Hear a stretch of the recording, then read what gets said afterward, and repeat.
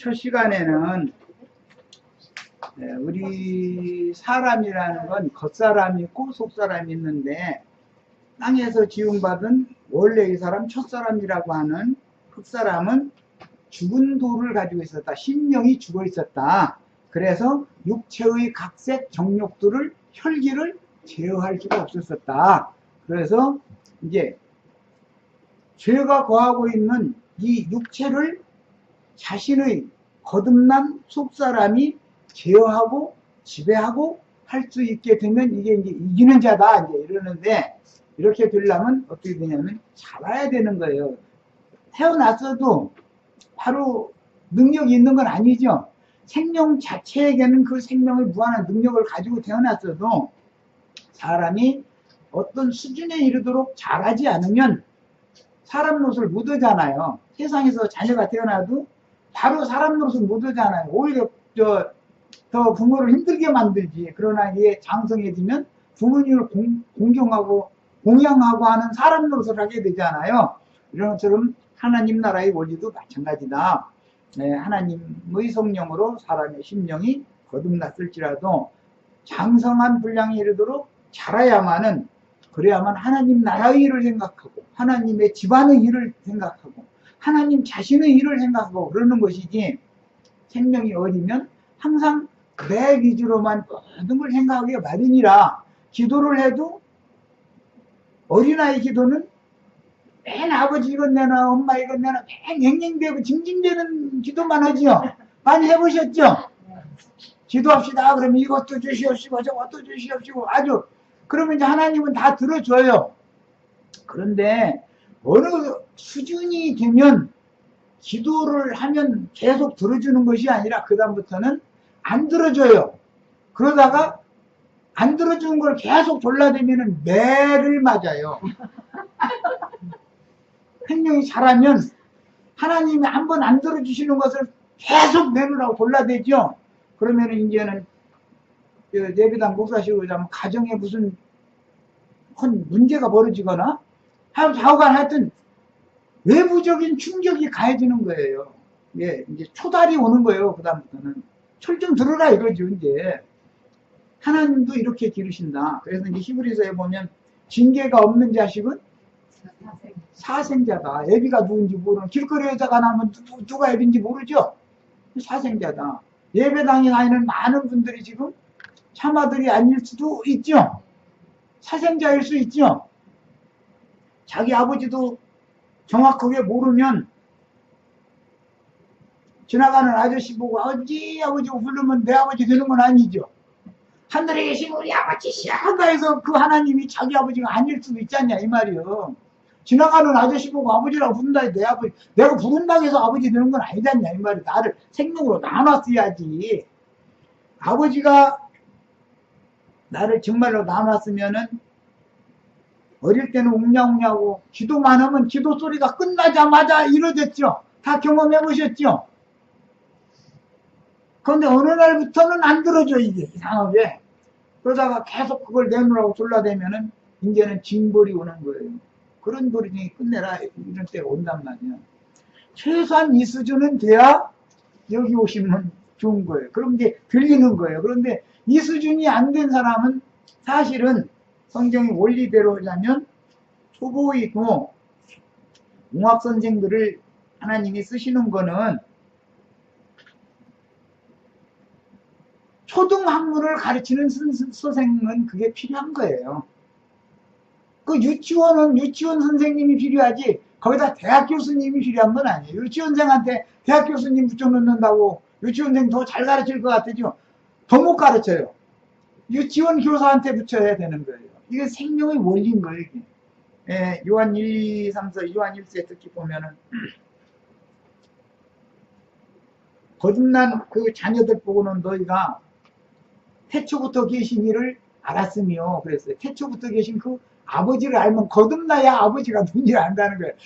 진짜로 나보지 않으면 아버지가 누군지 모른다는 거예요. 그냥 추상적인 하늘 어딘가 있을 것 같은 상상 속의 하나님 아버지한테 기도를 늘 하는 사람은 지금 사생자라는 증거다 이 말이에요. 그 하나님이 누군지를 알지도 못하면서 그냥 하나님 있다고 하니까 뭐 그냥 하늘에 계신 우리 아버지 막 이러고, 이런 사람은 사실은 당신의 하나님이 누구요? 하고 물어보면은 예, 나의 하나님은 영원부터 영원까지 계시는 말씀이요 하고 대답을 못한다 이거예요. 요한 복음지 1장 읽겠습니다. 우리 아버지의 실제는 누구라고요? 뭐라고요? 말씀이다, 말씀. 하늘에 계신 우리 아버지, 이렇게 기도를 열심히 하는데, 당신이 아버지가 정말 누구요? 하고 딱 물어보란 말이요. 뭐라고 답변하는지. 하늘 어디가 계시지 않느냐, 이러지 않냐, 이 말이에요. 그러면 나는 사생자요, 그 말이에요. 내 아버지가 누군지 난 사실은 정확하게는 모르지만, 그냥 하늘에 어떤 아버지가 있을 것 같다. 하늘에는 신이라 칭하는 많은 신들이 있죠. 그럼 많은 신들 중에 어떤 아버지요? 이 도대체 애비가 누구요? 그러고 우리나라 말로는 사생자다. 애비 없는 자식이다. 종자를 모르는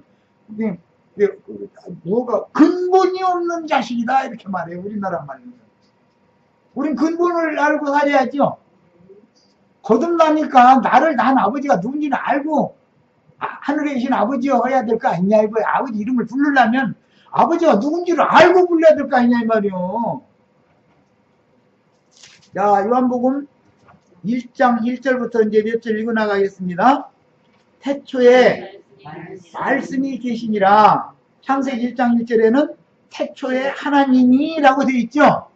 창세기 1장 1절에 나오는 태초에 하나님은 요한복음 1장 지금 1절 읽는 건데 142페이지 찾으셨어요? 하집사님? 142페이지 읽는 거예요. 예.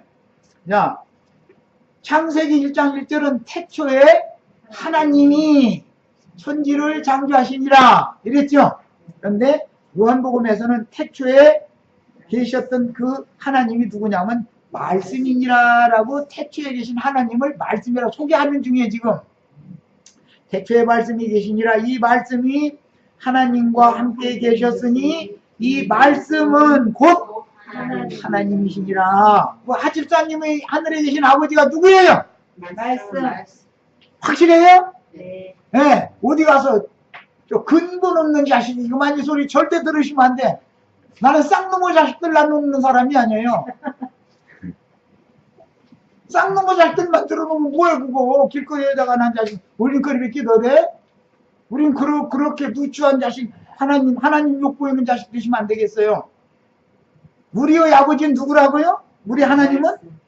이 말씀은 곧 하나님이니라. 태초부터 계시던 말씀이 내 아버지다 이렇게 얘기를 누구한테도 당당하게 해야 된다 이 말이야. 야, 말씀은 씨지요, 씨. 마태복음 13장에 보면 천국은 마치 제 밭에 좋은 씨를 갖다 심는 어떤 사람과 같으니 이 씨는 말씀이요. 해석을 이렇게 해놨죠. 아버지가 우리 어머니 못에 씨를 심었죠. 그건 표상이죠. 내 심령을 거듭나게 하는 씨는 뭐라고요? 말씀을 말한다. 말씀을 씨라고 한다. 성경에서는. 야, 창세기를 읽다 보면 아브라함의 씨 이삭의 씨 야곱의 씨 얘기가 계속 나오죠. 우리나라 말로는 그 한자로 이게 아무개 씨라고 존칭으로 쓰는 것 같지만 종자를 말하는 종자, 근본 그런 뜻인 거예요. 아무개 씨라는 말은 사람으로서 사람은 사람의 씨를 내야죠. 개는 개 씨를 받아야죠. 종류대로 낳는 거 종류대로 씨가 다른 거예요. 꽃도 각 종류대로 씨가 다 다르죠.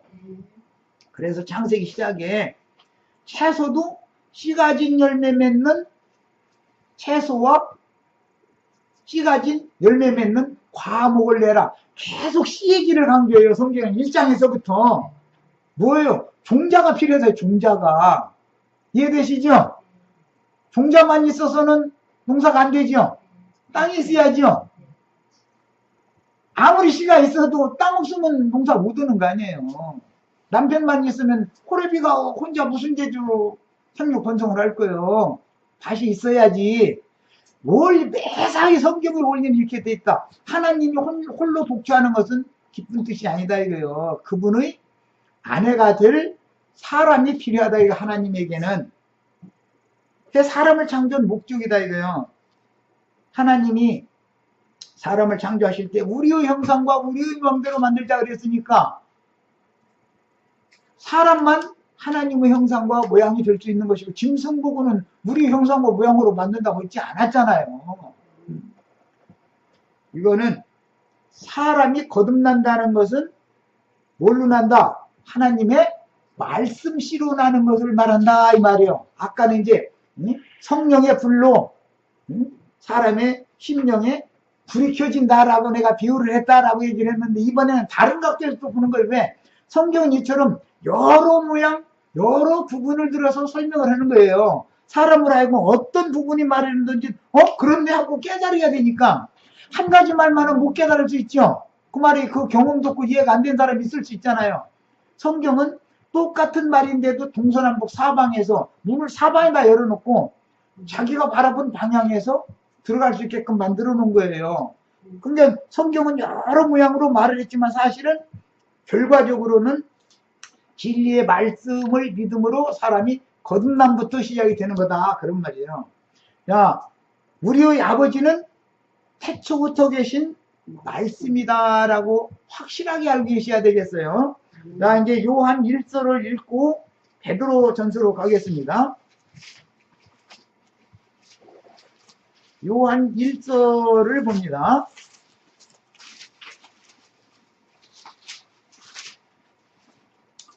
자, 1서 1장 1절 이것도 신약성경이에요. 388페이지에 있어요. 자, 봅니다. 태초부터 있는 여기에는 말씀인데 무슨 말씀이라고 되어 있어요? 생명의 말씀이다. 이 생명의 말씀이 영생하게 하는 말씀이죠.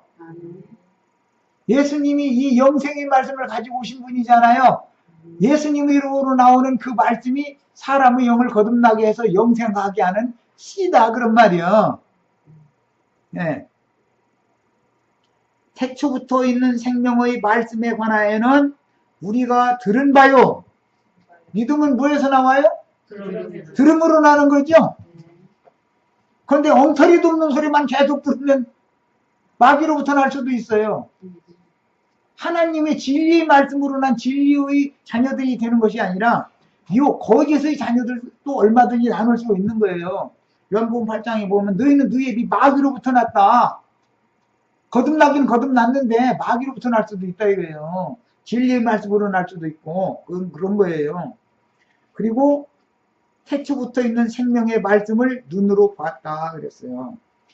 말씀을 눈으로 본다는 것은 육신의 눈으로 이게 말씀이 보여요? 똑같은 말씀을 들을 때 영으로 볼 수 있어야죠. 이게 생명의 원리구나라고 영감이라는 걸 받아야죠. 영으로 깨달아야 되잖냐 이 말이에요. 말씀을 들으면 깨달아가면서 들어야 되잖냐 이 말이에요. 그 다음에 자세히 보고 우리 손으로 만진바다 그랬어요. 사람이 어떻게 말씀을 만집니까? 예수님의 입으로 나오는 말씀이 사도들의 심령에 감동을 받았다. 아까 내가 돌끼리 부딪히니까 불을 일으켜가면서 충격을 받았다. 오늘날 어떤 이상한 말 한다고 해서 거기 가보자 해가지고 갔더니 오늘날 충격 받았네. 그러면 보고 듣고 만진 거죠. 뭘 만지라고 나는 그러는 거예요 지금. 태초부터 계신 생명의 말씀을 여러분 심령으로 만져라. 봐라 들어라. 난 그 얘기하는 중에 지금 이해되세요? 네. 자, 이제 베드로 전서로 갑니다.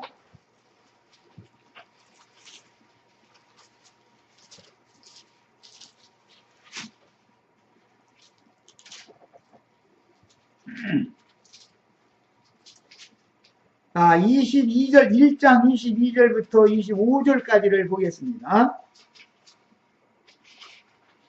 377년이에요. 신약성경.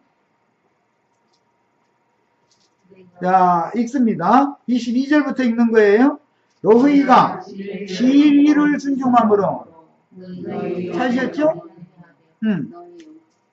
진리를 순종함으로 너희 영혼을 깨끗하게 하여 거짓이 없이 형제를 사랑하기에 이르렀으니 마음으로 뜨겁게 서로 사랑하라. 너희가 줄쳐놓습니다. 이제 거듭난 것은 요한복음 3장에서 니고데모 보고 거듭나지 않으면 하나님 나라 들어갈 수 없다고 그랬죠. 너희가 거듭난 것은 썩어질 씨로 된 것이 아니요. 씨라는 게 썩어질 씨도 있다는 거예요. 뭐 예를 들자면 육신의 아버지의 씨도 사실은 썩어질 씨죠. 뭐 사실은 여기서 육신의 아버지 씨를 두고 온 말은 아니지만은 여기서 말은 바는 사람의 영혼을 부패로 돌아가게 하는 미혹의 말을 말하는 거예요. 하나님 말씀을 오남용하는 이제 그걸 말씀을 씨라고 하기 때문에 거짓 선지자들이 증거하는 말은 사람의 영혼을 썩게 하는 거죠. 인간의 마음 양심이 별로먹었고 마음이 부패한 인간 보고는 아이고 그 인간들 아주 썩어버렸더만 그러죠. 무슨 말인지 이해되세요? 왜 그래요? 썩게 하는 씨가 그들을 지배하기 때문에 그러는 거예요. 어떤 말이라는 건 영이기 때문에 그런 사상 정신이 그를 지배하려면 인간의 마음을 부패케 하는 거짓부렁의 말을 많이 들으면 인간이 자신도 모르게 부패해진다, 썩는다 이거예요. 그런데 썩어질 씨로 된 것이 아니요 썩지 아니할 씨로 된 것이니 썩지 아니할 씨도 있다는 거잖아요. 썩어질 씨도 있고 똑같은 말씀인데 인간을 부패로 돌아가게 할 수도 있고 건전하게 만들 수도 있다. 소생, 신선하게 새로 살려놓을 수도 있다. 지금 그 말을 하려고 그러는 거예요. 살아있고 항상 있는 하나님의 말씀으로 되었느니라. 씨라는 게 하나님의 말씀을 말하는 거죠. 이해되시죠? 그런데 하나님의 말씀을 누가 사용해서 오남용하면 인간의 영혼을 썩게 만들 수가 있으니 이게 이제 문제인 거죠. 이해되시죠? 네.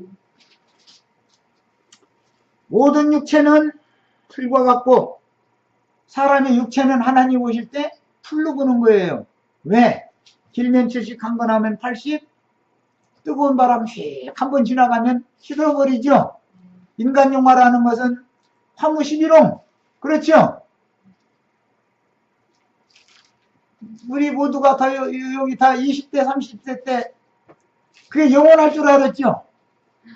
그런데 20, 30 그냥 휙 지나가 버렸죠. 인간 영화는 꽃이 시드는 것과 똑같은 걸로 비유를 한다 이거예요. 자, 그래서 모든 육체는 풀과 같고 모든 영광은 푸르의 꽃과 같으니 풀은 마르고 꽃은 떨어지되. 우리가 지금 꽃 떨어질 때 다 왔죠 여기. 하자매님이나 나나 박영재님이나 꽃일 때 다 됐잖아. 꽃 봉오리 때 16, 18 이때 참 이쁘다고 다 이쁘다고 했었죠. 지금은 누가 이쁘다는 사람 하나 있어요 없어요? 들어가지고 볼품이 줘야지 이쁘고.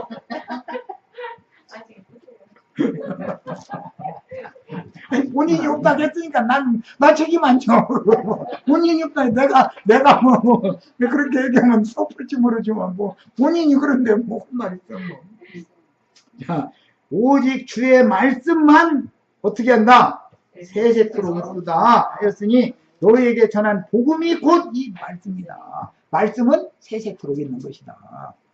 인간은 왔다 가지만 그 말이지 이제 인간이라는 건 왔다 가고 인간 영화라는 건 지나가는 것이지만 하나님의 말씀은 세세토록 있는 거다. 이 말씀이 하나님의 살아있는 말씀이다. 이게 살아있는 말씀이시다 이거예요. 영원한 말씀으로 너희가 거듭나야 너희는 영생한다. 지금 그 말을 설명하라고 얘기한 거예요. 이해되시죠? 자, 이처럼 성경이라는 것은 거듭나는 문제를 굉장히 중요하게 다뤄요. 거듭나는 문제를. 사람이 위로부터 거듭나든다. 아래서 났지만 그 아래서 난 사람으로 그냥 인생을 마치면 그 인생은 태어나지 않은 것만도 못할 수가 있는 거예요. 그래서 반드시 죽기 전에 위로부터 거듭나서 그 다음에 이제 다음 단계로 들어가는 것은 자라야 되는 것이다 이거예요. 자라야 된다. 장성하게 자라서 하나님의 사람답게 생각하는 것에 말하는 것에 행동하는 것에 책임을 져야 된다. 하나님은 한번 말씀을 내뱉으면 책임져요 안 져요? 하나님이 무책임한 말을 해요, 안 해요?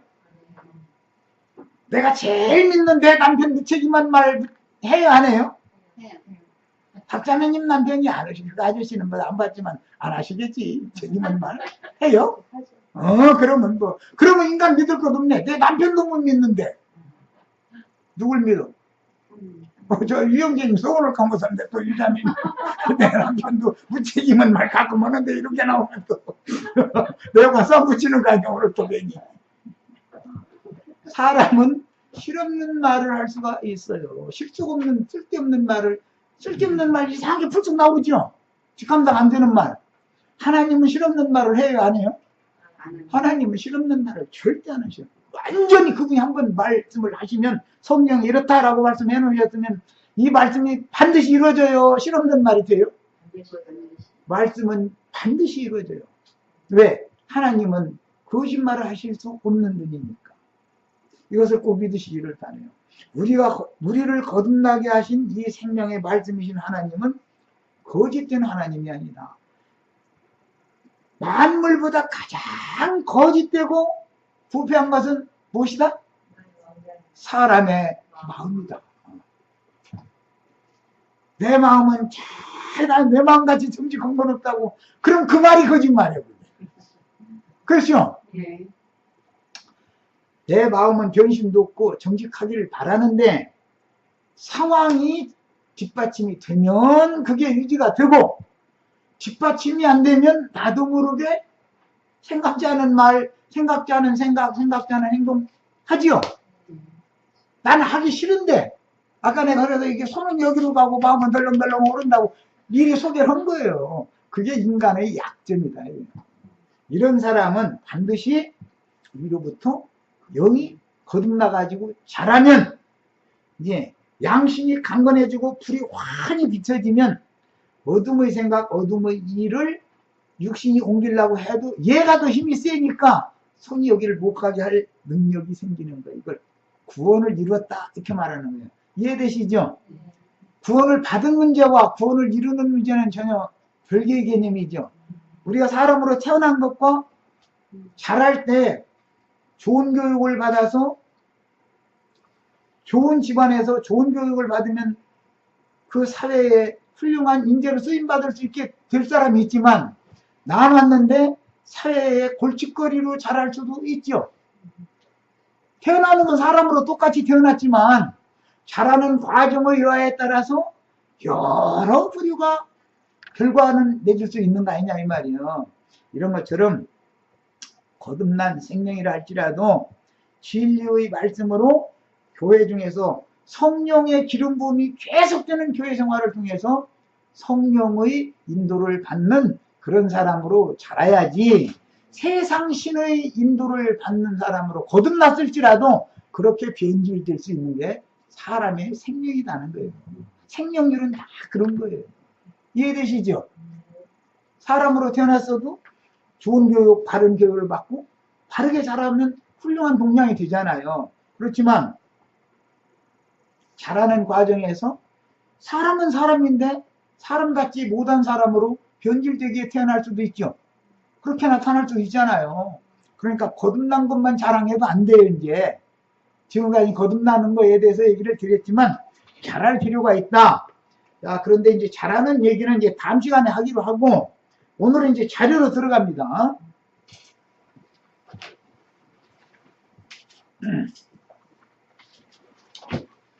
8절, 예. 여기, 그냥 쭉 읽어 나가겠습니다. 두 번째 단락 읽겠습니다. 어제는 첫 단락, 거기 어제 읽었던 단락이에요. 자, 오늘 이제 두 번째 단락 읽어 나갑니다. 구약시대에 나흘을 마무리할 때 예수님이 오셨을 때는 나사로가 죽은 지 나흘이 됐을 때 오셨죠? 그것은 하나님의 시간으로는 인간 날조의 첫날과 같다 하루가. 이해되시죠? 그래서 예수님은 아무 때나 오는 게 아니죠. 때가 차야 오시는 거예요. 그래서 예수님은 자기 때에 오셨어요. 그런데 이것이 요한복음 12장에는 베다니 마을의 마르다와 마리아의 오라비인 나사로가 죽은 지가 나흘 din 다음에 오시는 걸로 이렇게 해놨어요. 그것은 다 비유다. 이게 전부 말하고자 하는 의도가 있다.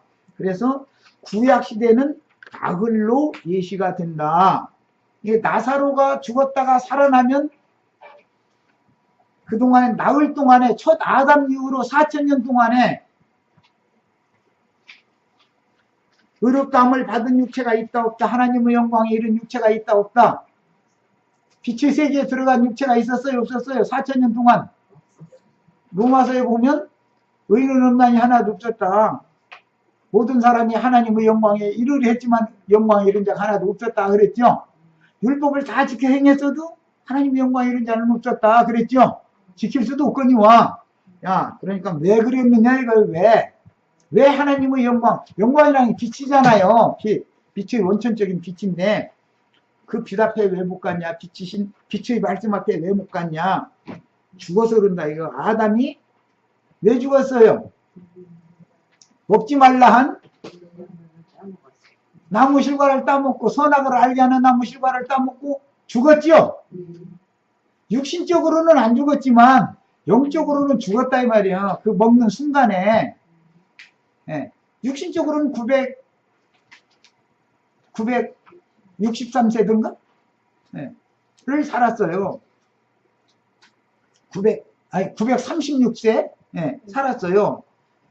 그러니까 1000년 가까이 육신적으로는 살았지만, 영은 하나님 말씀대로 선악을 알게 하는 나무 실과를 따서 먹자마자, 네가 그것을 따먹는 그날에 너는 죽으리라 그래서 그날 죽은 거예요.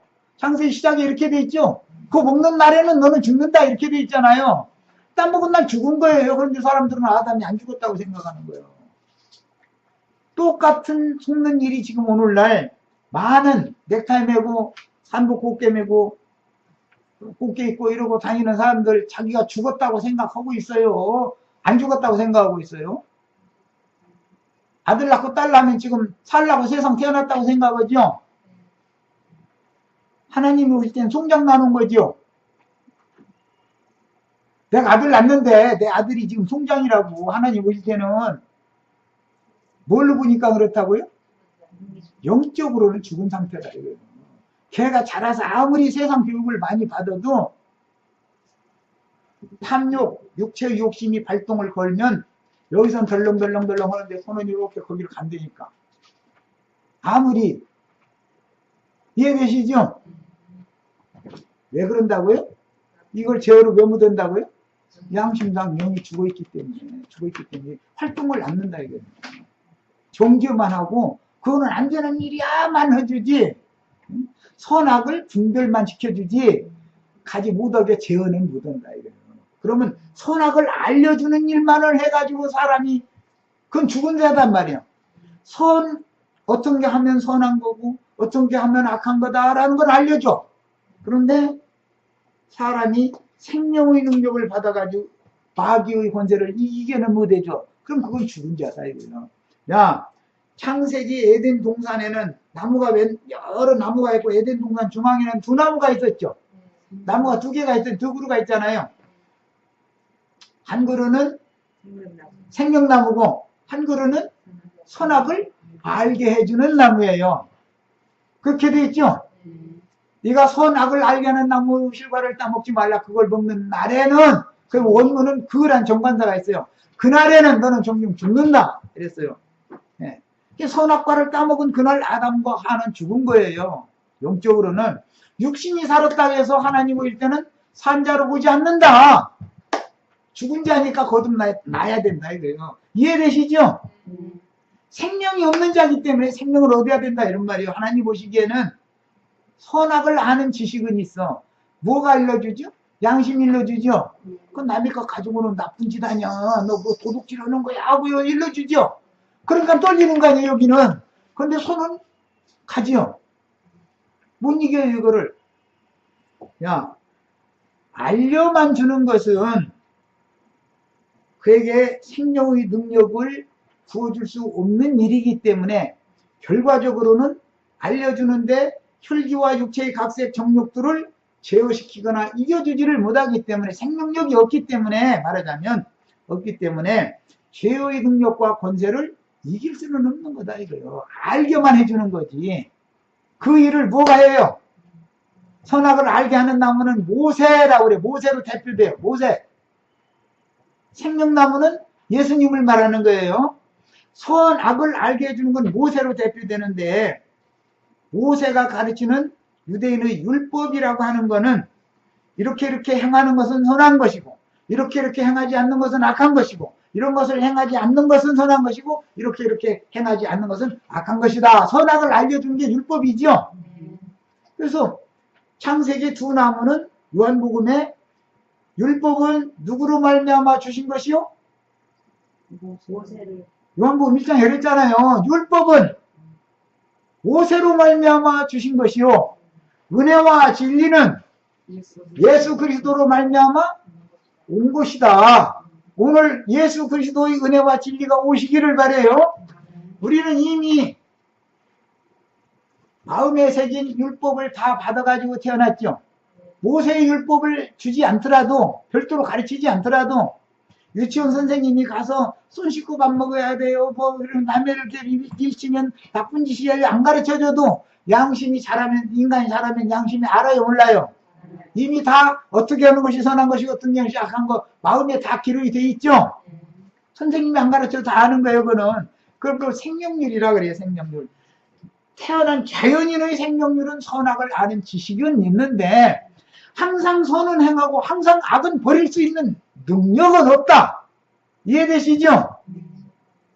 그러므로 생명 주는 영이신 예수 그리스도의 성령이 오셔서 나의 심령을 살려놔가지고 그 다음에 이걸 길러야 된다. 구원이라는 원리가 지금 뭔 뜻인지 지금 설명하는 중에 이해되시죠? 네. 자, 이제 이 자료 말씀으로 다시 갑니다. 그래서 예수님은 생명나무 실과다 이거예요. 예수님이 입으로 나오는 말씀은 생명나무 실과고, 모세의 입으로 나오는 말씀은 똑같은 하나님의 말씀이지만 그거는 선악을 가르쳐주는 말씀이다. 선악을 알게 해주는 실과다, 열매다 그랬어. 성경 열매라는 건 가르치는 말씀을 말하는 거예요. 이제 그 말씀이 나한테 들어와서 열매를 내가 맺어야지. 이제 다음 문제는, 자, 더 나갑니다.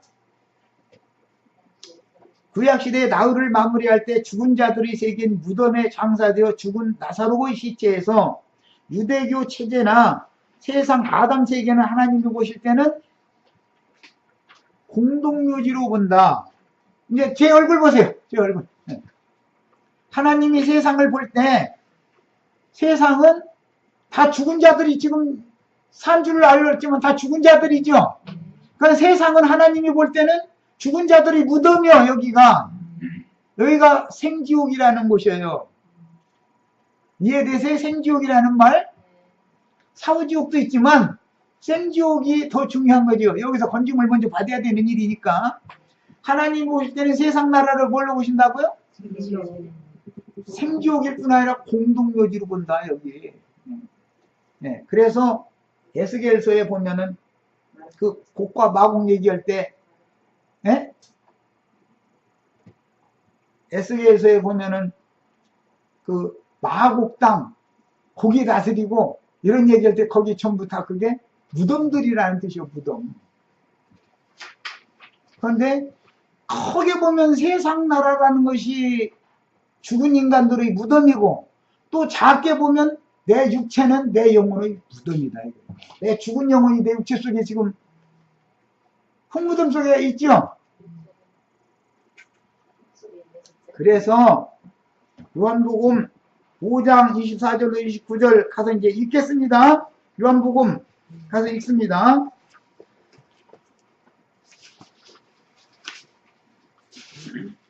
요한복음 5장 24절부터 25절, 29절까지 읽겠습니다.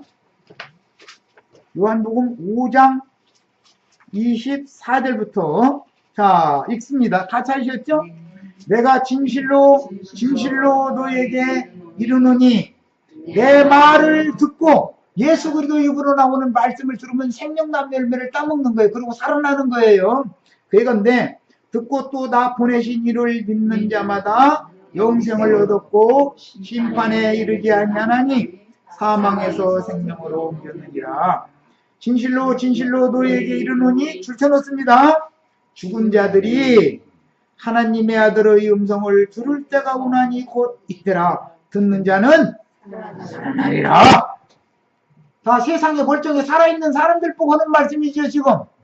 예수님 말씀 들어 수많은 무리가 군중한테 군중이 모였는데 그 군중들 보고 너희는 다 죽은 자들이다. 그리고 너희는 지금 공동묘지에 지금 다 죽은 자들은 무덤 속에 있는 거 아니에요 다. 그런데 오늘 지금 내가 무덤에 있는 너희를 불러내러 왔다 그 얘기한 거예요. 이해되세요?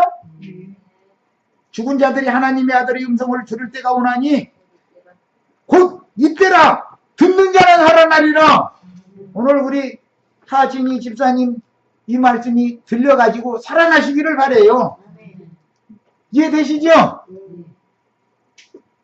나도간 형제도 주님의 사명을 받아가지고 공동묘지에 와서 하진이야 나오라 하고 무덤 앞에서 지금 부르고 있는 소리인지 아니라고 누가 장담이 아니라고. 우리 박영재님 나도간 형제가 지금 무덤에 있는 박영재 보고 박영재 나오라 이렇게 지금 외치는 소리인지 알 수 없잖아. 그렇죠? 이해되죠? 네. 듣는 자는 대답을 해야지. 듣는 자는 살아나리라. 하진이야 나오라. 어디에서? 무덤에서 나가야 된다. 빛의 세계로 빛의 아들로 나야 된다 이 말이요. 이해되시죠? 네. 이게 복음이에요. 이게 죽은 자를 살려주는 게 복음인 거예요. 무덤에 장사된 자를 죽은 지가 나흘이나 돼서 썩은 냄새 나는 인간들, 우리 나도간 형제 만나기 전에 향기만 나타내고 살았어요. 인간들 보면 냄새 난다고. 아이고 인간 저 인간 냄새 풍기고 다니네. 그 소리 들었어요? 안 들었어요? 바짝 대고 하는 사람은 정직한 사람이고 뒤에다 대고 다 그랬어요. 제 뒤에도 아이고 썩은 냄새 풍기고 다니네 하는 사람들 많았을 거예요. 그러니까 모를 뿐이지. 이해되시죠? 뭔 말하고 있는지. 우리가 다 죽은 자는 죽은 집 뺏기 묻어는 거예요. 그렇죠? 죽은 자가 하는 짓은 죽은 짓을 한다는 건 썩은 냄새 낸다 그 말이에요. 죽은 자가 뭔 짓 하겠어. 죽은 집 뺏기 또 해. 그러고 우리 속에는 웬 구더기가 바글바글 했죠. 더럽박한 세상 귀신들이 우리 부패한 마음속에 바글바글 했어요? 안 했어요? 했어요. 우리 속에 똥만 가득했죠? 기분 나빠요? 아니요. 똥 퍼내질러 놓으면은 구더기가 바글바글 하죠? 네. 내 속에 뭐가 가득했던 것 같아요? 구더기요. 그 구더기라는 말이 귀신들이다. 그 말 귀신들. 내 속에는 이 세상 모든 잡귀라는 잡귀는 다 들어있었어요. 예. 내 속에는 배설물만 가득했었어요. 바울사도가 이거 다 버렸다고 그러죠? 예수님 만난 다음에 우리도 이 밤에 배설물 가득한 거 다 토해내시기를 바래요. 그리고 그거는 구더기나 먹으라고 하고, 내가 죽은 자 했을 때는 내 살까지 다 파먹었지만 이제는 안 된다 하고 단호하게 하실 수 있어야 된다 이래요. 똥 따라서 나가는 거예요. 구더기는. 이해되시죠? 오늘 이 밤이 이런 밤이 되시기를 바래요. 오늘 이게 전화 가려다가 오늘 우리 하진이 집사님 만나가지고 오늘은 할 수 없이 주님께서 그래 너 저 자꾸 많은 말씀 중에 나가봐야 그러니까 오늘은 복음 집회하라 차라리 이러셔서 이게 복음 집회하는 중이야. 복음 전하는 것도 많이 중요한 일이거든. 진리를 이렇게 가르치는 것도 중요하지만 듣는 자는 살아나리라. 아버지께서 자기 속에 생명이 있음 같이 아들에게도 생명을 주어 그 속에 있게 하셨고 또 인자됨으로 말미암아 심판하는 권한을 주셨느니라. 야, 오는 세상은 천사가 심판하는 게 아니에요. 사람이 심판하는 거예요. 예수님이 먼저 세상을 심판하러 오셨죠. 예수님이 지금 예수님의 이 말씀을 받아들이면 구원이지만 예수님의 이 살려주는 말씀을 안 받아들이면 심판받는 거단 말이에요. 예수님은 한 면에서는 심판도 하시지만 한 면에서는 구원도 하셔요. 양면의 일을 하는 게 하나님 말씀이라는 건 오늘 나부간 형제를 통해서 선포하게 하신 이 복음 전도의 말씀이 심판의 말씀으로 응하지 않기를 바래요. 믿어야 된다. 이게 믿어야. 말씀이 깨달아져야 믿을 거 아니에요. 깨달으면 믿어야 되잖아요. 아 그렇구나 이치가. 응? 성경 이야기라는 건 이런 이야기구나라고 영으로 비추어서 딱 깨달아 있으면 마음에 믿어야 된다 이거. 안 믿으면 그 자체가 심판이다 이거예요. 안 믿어지는 것 자체가 하나님 버렸다는 뜻이잖아요. 전도를 아무리 해도 영 안 믿어져. 뭔 소리인지 도무지 깨닫지 못하겠고 그럼 그게 하나님이 나를 제껴놔뒀다는 뜻인 거예요. 길을 막았다는 뜻이기 때문에 어떻게 심판하는지 그분이 말씀을 하는 거예요. 말씀으로. 어떻게 구원하는지 그분이 말씀을 하는 거예요. 이해되시죠? 인자됨으로 말미암아 심판한 권한을 주셨느니라. 이를 놀랍게 여기지 말라. 무덤 속에 있는 자가 다 그 음성을 들을 때가 오나니 선한 일을 행한 자는 생명의 부활로 악한 일을 행한 자는 심판의 부활로 나오리라. 그럼 선한 일을 했다는 것은 이웃에게 뭐 도와주고 뭐 그랬다는 것을 여기서 말하는 게 아니에요. 부자 청년 이야기 우리 마침 했죠? 내가 무슨 선한 일을 행해야 영생을 얻으리까? 예수 믿는 영생 얻는 길이죠? 선한 일을 했다는 것은 지금 주님이 이런 선포 말씀, 이 세상에 내가 지금 무덤 가운데 공동묘지에 내가 찾아왔다. 아들이 공동묘지 불러내서 살려놓으려고 왔다. 그러면 귀를 열고 듣고서 믿어야 된다. 이게 이 말씀이. 그럼 깨달아야 믿지. 깨달아야. 그렇잖아요. 어떤 말을 증거로 하면 깨달아가면서 들을 줄 알아야 된다. 이런 말이에요. 그 사람은 선한 일을 행한 자는 생명의 부활로라는 건 부활이라는 건 죽었다가 다시 살아난 것이 부활이잖아요. 아담 세계 사람 우리는 이 복음 듣고 깨닫기 전에는 다 죽은 자였었어요. 그래가지고 세상이란 공동묘지에 다 무덤에 지금 무덤 속에 있는 자들이었어요. 각자로 봐도 내 혈과 육의 몸이라는 내 영혼의 무덤이었다 이거예요. 여기에 그대로 계속 갇혀있지 말고 이 말씀을 듣고 영으로 깨달아서 무덤 문을 열고 나와야 된다 이거예요. 빛의 세계로. 무덤 속에 깜깜하죠? 그 어둠이 어디에 가득했어요? 진리를 모르는 내 마음속에 어둠이 가득했던 거 아니에요. 인간이 마음에 어둠의 저소였잖아요. 여기에서 생명의 세계, 빛의 세계로 나와야 된다 이거예요. 오늘 강하게 이런 축복이 다 있기를 바라요. 자, 요한복음 이제 12장 32절로 44절 이 이야기는 이 말씀이 응하는 거예요. 요한복음 5장에서는 예언적으로 하시는 말씀이 하리라니까 예언이죠. 부활로 나오리라 뭐 하리라 살아나리라 다 이렇게 돼 있잖아. 5장에는 미래형이잖아요. 실현된 상태가 아니고. 그럼 이 예언이 나사로를 불러내는 것으로서 응한다 그 말이에요. 이제 거기서는 살아났다가 되는 것이지 살아나리라가 아니에요. 이제 나사로를 살려놓는 때는 말하고자 하는 의도를 하셨어요? 5장은 예언이고 12장은 실현이다 그 말이에요. 예? 자, 요한복음 12장 32절로 44절 읽겠습니다. 22절부터 44절, 32절부터 44절. 자, 이제 봅니다.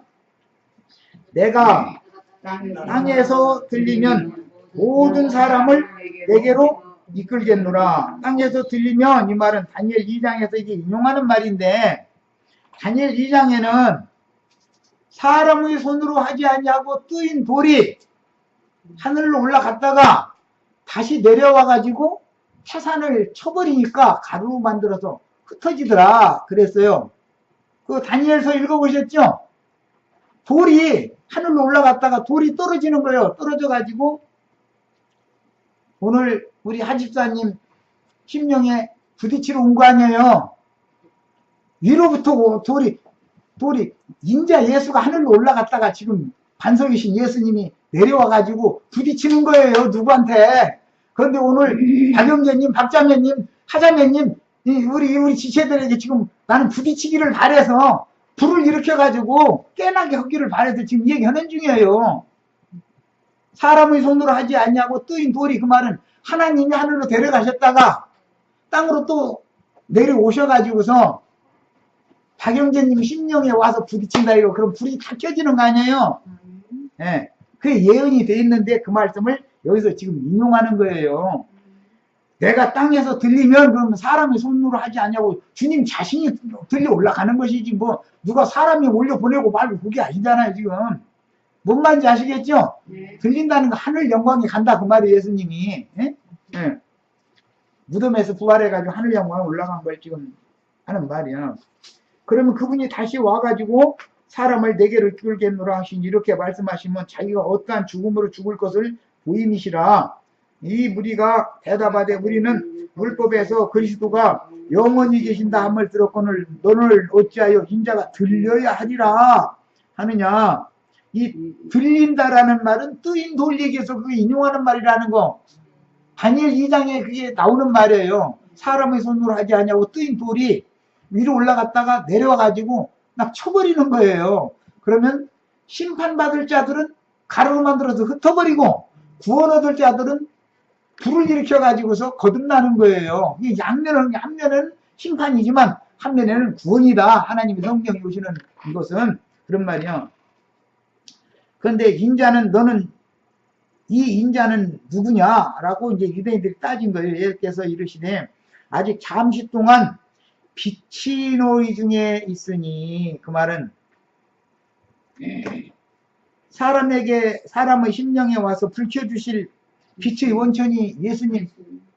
내가 바로 너에게 들렸다가 너에게 내가 다시 오면은 너희 속에 와서 내가 불켜줄게 그 얘기죠.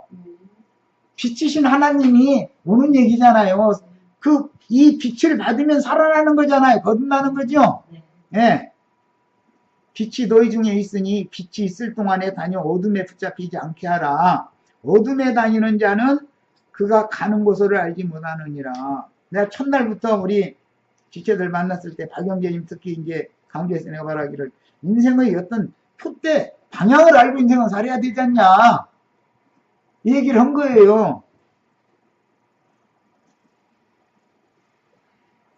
왜? 어둠에 붙잡히면 안 되니까.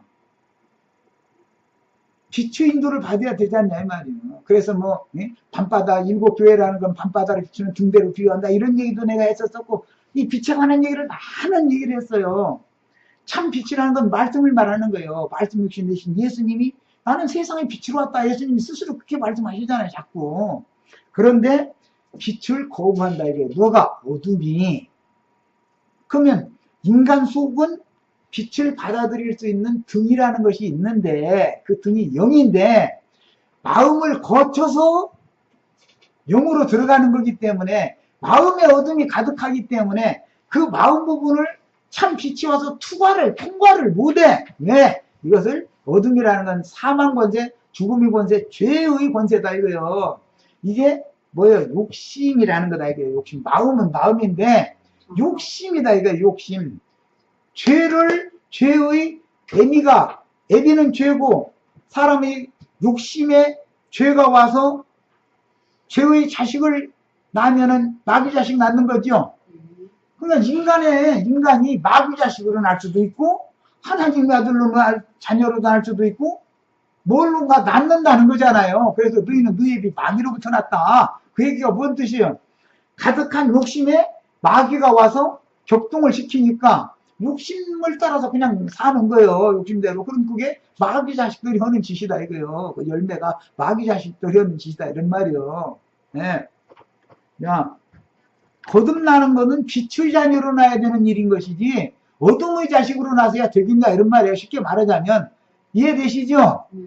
사람이 거듭났다 해도 기독교인들이 들으면 성을지 모르지만 90% 이상 99%가 나는 99%라고 함부로 말하기는 좀 그렇지만 99% 이상이 어둠의 자식으로 나는 낫다고 보는 거예요. 빛의 자녀는 많지 않다. 기독교 계에는. 빛의 자녀라면 그 생활 할 수가 없다 이거예요. 이건 아니다. 도대체 왜? 빛과 어둠은 부딪히기 때문에 어둠에 쌓여 있으면 나는 여기서 탈출해야 살겠다 싶으면 나오게 돼 있는 것이지 거기 가서 할렐루야 아멘하고 헌금 내라 헌금 내고 목사 섬기는 것이 하나님 섬기는 거라고 아멘하고 주의 종님 섬겨야 된다고 절대 그렇게 못 온다 이거예요. 빛이 있다면 말이에요. 어둠의 자식들인가 그 짓을 하는 거지. 내가 계속 말하는 의도를 이해하시겠죠, 이제? 우리는 빛의 자녀로 나셔야지 어둠의 자식으로 그대로 있다가 죽으면 어둠의 세계로 밖에 더 가냐 이거요. 생명의 세계, 빛의 세계로 우리는 가야 되잖아요. 사후에는 그렇죠?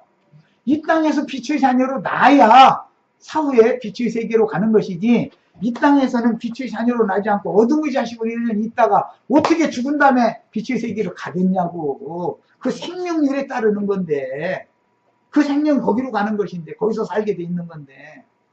이해되시죠?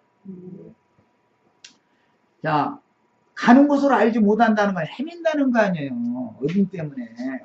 이 세상은 그래서 어둠이 지배하는 것으로 하나님 보시기 때문에 내 나라는 이 세상 나라와 같지 아니하니라 그러신 거예요. 이해되시죠? 세상 나라라는 건 죽음의 세계예요. 어둠의 세계예요. 하나님의 나라는 영광의 세계, 빛의 세계다. 나라가 다른 거예요. 그것은 근원이 다르단 말이야. 빛과 어둠이 싸우기 때문에 그러는 거다 이 말이에요. 창세기 시작에서부터 빛과 어둠이 나눠지는 얘기하죠. 빛을 낮이라 칭하시고 어둠을 밤이라 칭하셨다. 밤에 행하지 말라. 오늘 예수님이 창세기 1장 그 말씀을 여기 갖다 인용을 한 거예요. 창세기 1장에 빛을 낮이라 칭하시고 어둠을 밤이라 칭하셨다. 낮과 밤을 이렇게 나누셨다 그랬잖아요. 뭐예요? 예수님이 빛을 가지고 오시면 예수님의 말씀으로 우리가 거듭나야 빛의 자녀로 나는 것이기 때문에 분리가 딱 된다 이거예요. 어둠의 세상에서 딱 하나님의 나라로 옮겨지는 것이다 이거예요.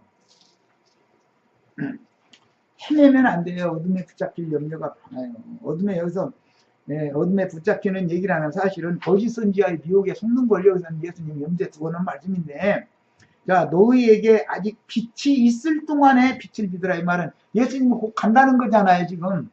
예수님이 떠나면 세상에 어둠이 오는 거예요.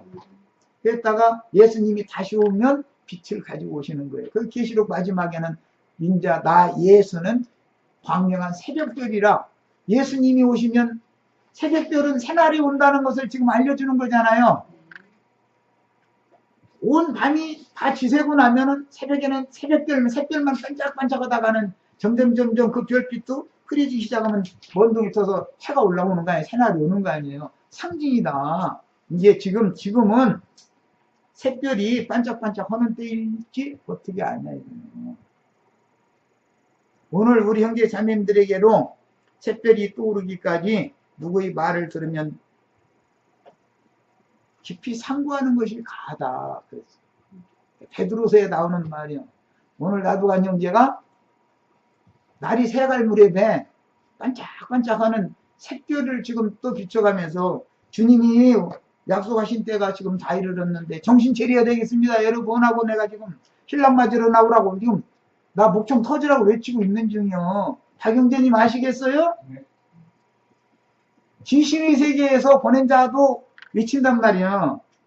그래 하나라도 더 미혹을 해야 되니까 빛의 세계에서 보낸 자도 그 중에 여전히 또 외치는 자의 소리로 보냄을 받는 거예요. 이런 이치를 함부로 들으시지 말기를 바래요. 이것은 영의 문제예요. 양심의 판단의 문제. 신앙 양심이 청결한 양심이면은 말씀을 들으면 분별이 오게 돼 있는 거예요. 피로 씻음 받았다 그러는 얘기인데 이제 그게 다 말씀의 피로 씻어가지고 양심이 청결해져가지고 그럴 귀가 열리시기를 바래요. 자, 이제 37절부터 더 봅니다. 예수께서 이 말씀을 하시고 그들을 떠나가서 숨으시니라. 하나님이 사람을 버리고 떠나가서 숨으면 사람이 구원의 길이 있어요 없어요? 하나님이 유대교 지도자들 따지는 사람들을 떠나가셔가지고 숨었대잖아요. 그럼 구원이 이제 없다는 말이잖아요. 그것은 구약성경에서는 여호와께서 낯을 가리신다 이렇게 돼 있어요. 빛을 가려버려. 그러면 어둠에 잡혀있는 상태에 내가 빛 중인 어둠 가운데 헤매고 있는 중인지 내가 빛을 찾아가는 중인지 안다 모른다. 빛이신 하나님이 숨어버리면 어떻게 된다? 죽는 거 아니에요. 이제는 생명 얻을 길이 없는 거 아니에요. 이렇게 중요한 문제인 거예요 이게. 이해되세요? 누구를 만났을 때 그 사람을 계속 살게 할지, 그 이상한 소리 하던 사람이 어느 날 갑자기 죽었다고 하더라 그럴 줄 어떻게 알아? 그다음부터는 뭐 이런 이상한 소리 들려주는 사람 없으면 못 듣는 거 아니야. 그럴 수 있지 않냐 이 말이요. 이건 예를 드는 거예요. 예수님이 지금 계속 살아있다는 보장을 어떻게 하냐 이거요. 인자는 지금 곧 가기 위해서 하늘 아버지께로 위로 올라갈 것을 지금 준비하느라고 얘기를 하는 건데 시작이 이렇게 됐죠. 인자가 아버지께로 간다는 얘기부터 지금 시작한 거예요. 이게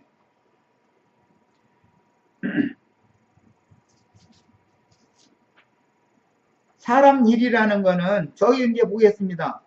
여기 38절 하단을 봅니다. 주여 우리에게 들은 바를 누가 믿었으며 주의 팔이 누구에게 나타났나이까. 팔이라는 건 능력과 권세로 붙잡아주는 하나님의 그 능력을 상징하는 말이에요. 뭐 찬송에도 있죠. 뭐 주의 팔 안에 안오네. 뭐 주의 팔은 능력의 팔이잖아요. 내가 위경이 있을 때도 그 팔로 건져내고 이게 이제 상징이요 하나님의. 예. 그런데 주의 팔이 누구한테 나타났습니까? 빛 가운데 돌아온 사람들한테나 주의 팔이 보이지. 예수님이 지금 주님이 쓰시는 팔이잖아요. 하나님의 구원의 능력을 가지고 오셔서 이 말씀 하시는 예수님이 주의 팔이거든. 사실은 건져내는 사람은 건져내는데 아무나 다 붙들어내는 건 아니다. 지금 그 말이잖아요. 그들이 능히 믿지 못하는 것은 그들은 유대교인들이에요. 그러니까 영 안 믿으니까 믿지 못하는 것은 이 때문이고 이사야가 다시 일렀으되 그들의 눈을 멀게 하시고 그들의 마음을 완고하게 하셨으니 이는 그들로 하여금 눈으로 보고 마음으로 깨닫고 돌이켜 내게 고침을 받지 못하게 하려 합니다.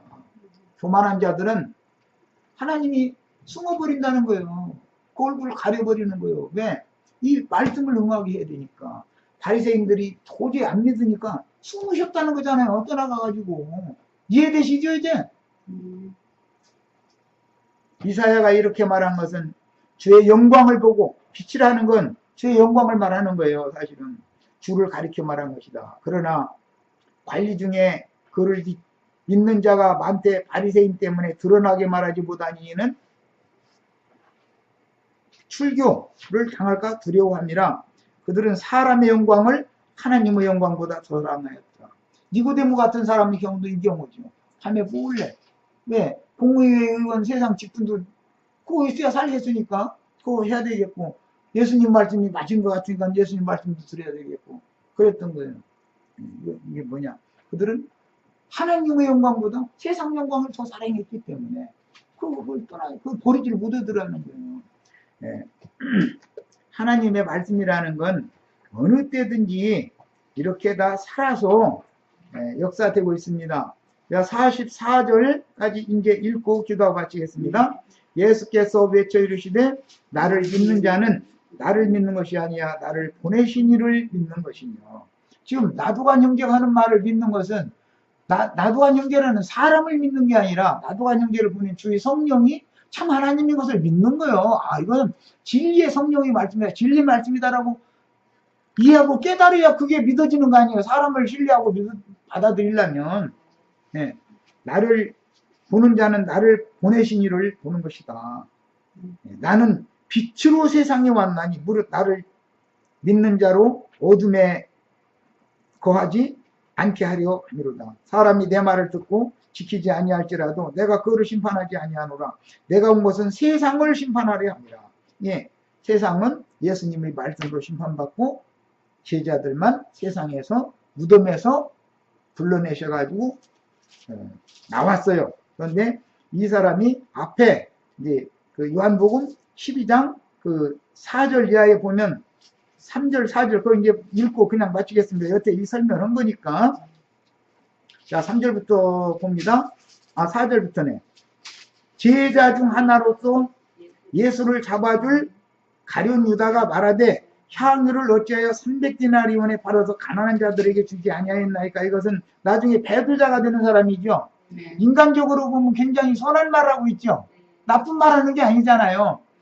자, 향유를 예수님께 부은 것은 예수님의 장사를 미리 준비한 거예요. 그런데 육체로 오신 예수는 죽어서 장사되지만 예수는 영으로는 살리심을 받아서 하늘 영광에 올라가셨다고. 오늘 지금 주는 그 영이시니 주 영이 계신 곳에는 자유함이 있느니라. 무덤에 갇혀있다 다 해방받는 날이에요. 오늘 다 이런 무덤에서 나오는 축복이 다 있기를 바래요. 이게 나사로를 나사로야 나오라 해가지고 그 앞에 11장에서 나사로를 불러냈죠.